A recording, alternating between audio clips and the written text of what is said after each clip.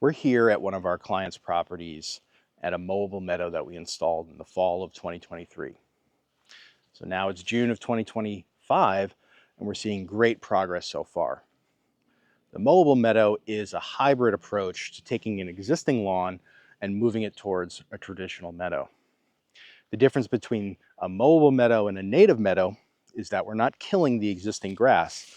Instead, we're overseeding into it.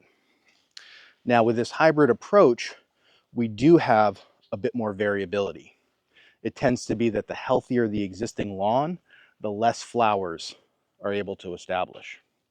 So this is a longer, a bit more slower approach, but has the benefit of not using herbicide to get you to that meadow point.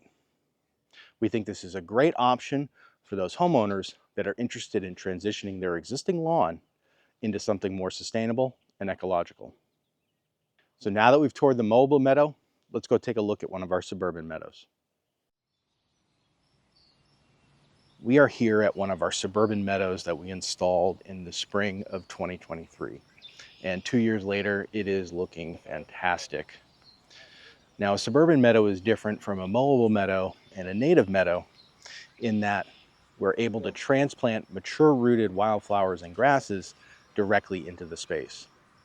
Not only does this buy you time in that things establish much more quickly, but it allows for a more controlled and designed approach to how the garden is laid out. So this is a perfect option for a client that wants a more controlled and designed aesthetic to their natural native meadow.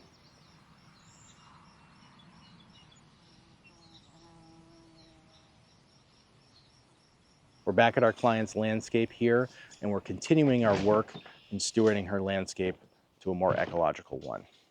And our project today is focused on a very steep slope section of her backyard.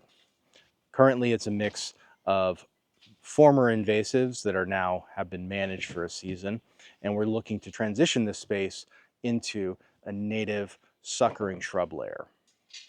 And with those native shrubs, we're really looking at key characteristics that are going to do very well in this situation. Number one is that they have a suckering habit. We want them to spread and fill in.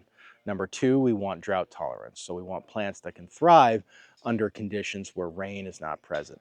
And number three, we want shrubs that can handle part sun to shade, as this is going to be more of a woodland edge setting.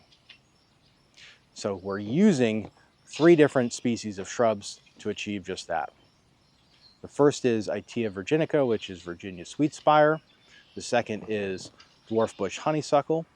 And the third is a Ruse aromatica cultivar grow low. These 3 together will be used and woven on the steep slope to create what will eventually be a nice tight blanket of mature rooted woody shrubs that are going to hold this space.